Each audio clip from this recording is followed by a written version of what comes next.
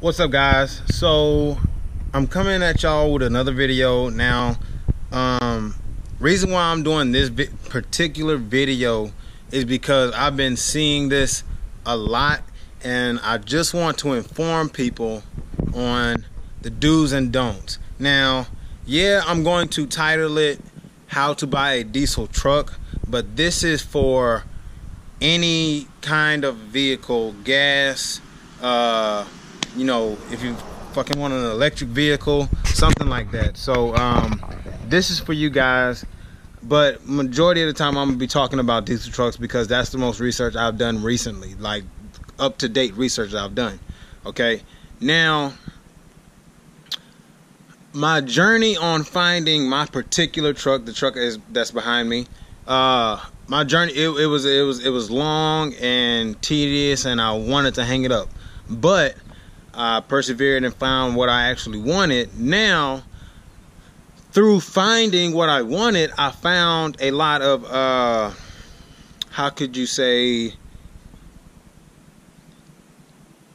a lot of people trying to get too much bang for something that's not worth a lot of bucks. You see, if that makes sense. Like, some people are charging way too high to buy some of these vehicles, and how I'll show this to you guys just to get some to shed some light on this. Okay, now the website I'm on my phone is called NADA Guides. Okay, NADA Guides. Now, I'm already on the Dodge little tab on my phone, and so I'm gonna scroll down to 02. I'm gonna look up my year model. All right, and basically what NADA Guides does is shows the value of vehicles. Okay, it shows the value of the vehicle. All right, and now I have a quad cab. I have a SLT plus 4-wheel drive. That's what I have, and it has, you can even enter in the mileage as well, guys. So currently I have 92,000 miles. I bought the truck with 90,000 miles on it. I only put 2,000 miles in the well, no, I'd say maybe 1,300, because it was already in high 91s. So but I only put, it's only got 92,000 miles on it right now. And now another thing that you could do is you can do there's a lot of classifications and stuff like that. Like one says without AC, without auto trans, power seat, without cruise control, winch, leather seats. I don't have leather seats. Well, maybe I don't have the SLT plus. Okay, well, fuck it. And then the turbo diesel engine. I don't have a sports package. All right, now whenever you get done, you go to value, and it'll show you the value of what you're looking at. All right, and so look here. All right, so a rough trade-in for my truck, which my truck isn't rough by any means, because I paid $13,000 for mine, but a rough trade-in is $10,000 and $750. And now a clean retail is $1,650. Now, basically what that means is say you go to a dealership and you go to trade in your truck, or any vehicle for that matter. Whenever you look up this value, and they shoot you a price back that isn't what, you know, it could actually be. Okay, now the highest that a truck like this can be actually retail sold for is $1,650. Now, reason why that number is important is because, say me, I bought my truck at $13,000. all right, I have full coverage on my truck, because if anything happens on my truck, everything is going to be paid for. So what I bought my truck for, and what is actually the highest value of it is what an insurance company will pay out to you. Okay, so say if, for example, I'm gonna pull up some this is the actual website that I found my truck on. It's Cars for Sale. I'm gonna link all these websites that I'm using in the description. Okay, so see right here, 14,900. Okay, now look at how many miles is on this. 126. 126 is on this truck. Now if you ask me, 126 is a little high for a truck like this, but you know, hey, that's just my opinion. I bought mine obviously for 13,000, but there's also a truck I was looking at on here earlier that had, look, okay, so this one right here, this is a, I want to say it's a 4-wheel drive just like mine. It actually looks just like mine. It just has tow mirrors and a different grille with fog lights. But this is a 02.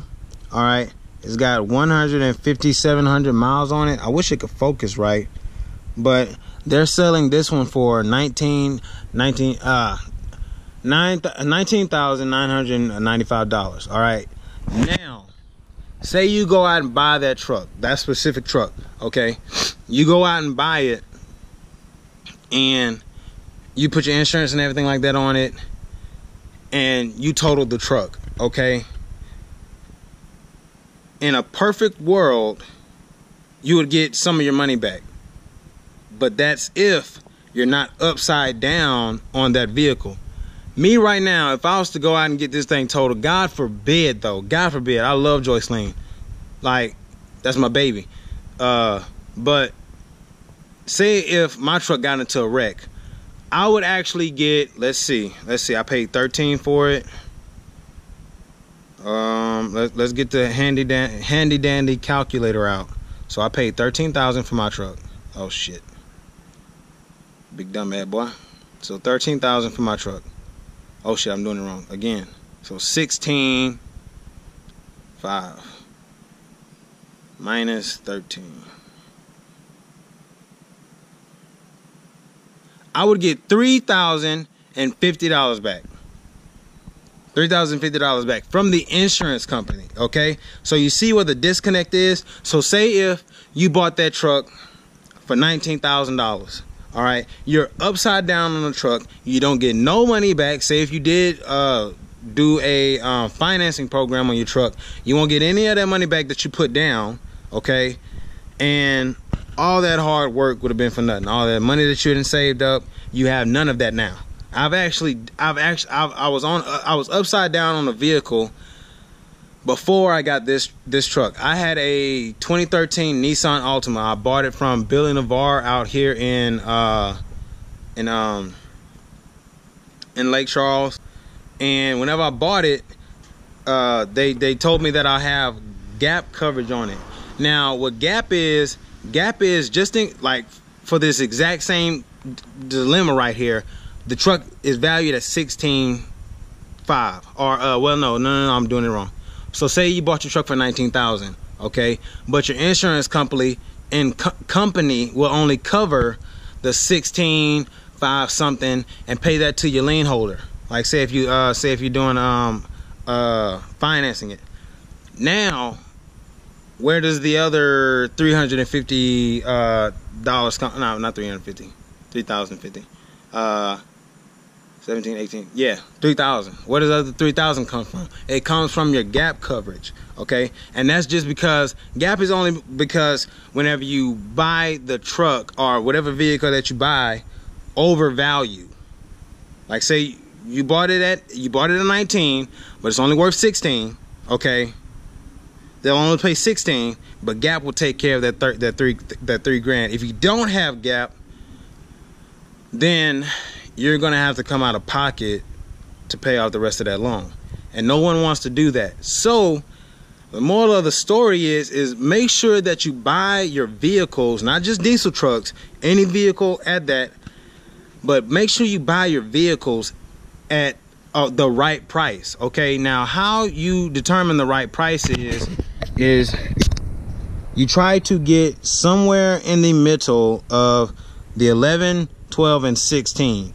I was like smack dab in the middle of 13 even on my truck. So I get $3,000 back, $3,050 back. Okay, so that's how you buy a vehicle right there, in the average trade-in and the clean retail.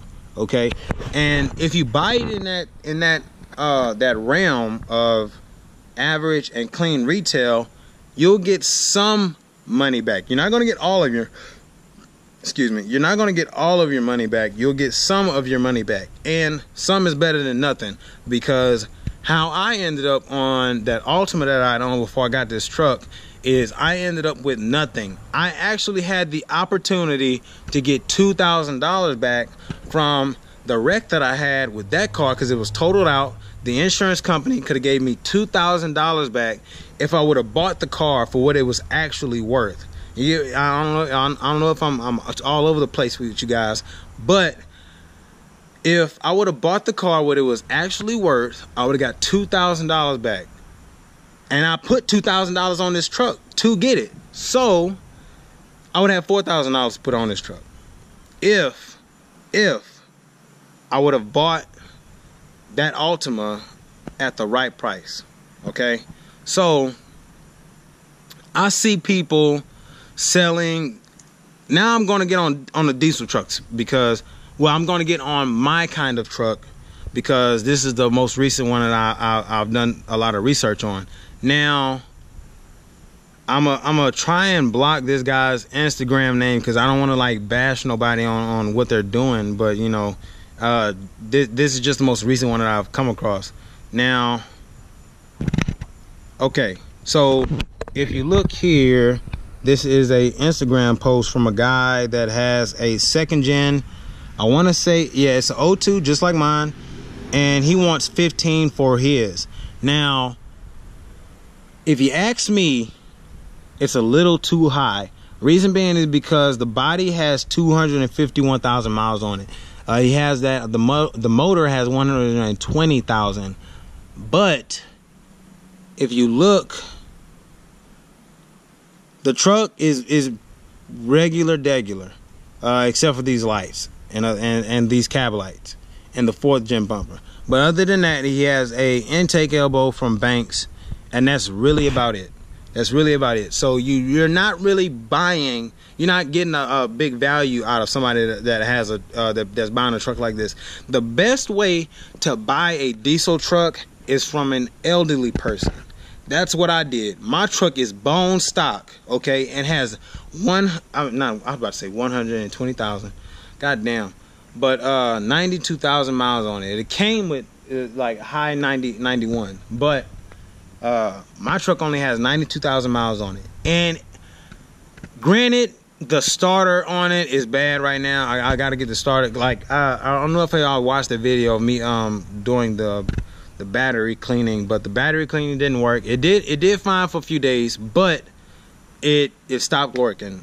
So today I want to say like the 5th day, it stopped starting up right away. After I do my startup sequence. So, but I hope that helps you guys out on how to actually buy vehicles. I'm gonna link all these places, these websites that I just named off to you guys in the description box, just to help you guys out. Because Levi, what the shit? Eating bugs. Get out of there. God damn. He just ate a damn whatever that is, cricket. Look at you now. You got damn spider webs all on your face.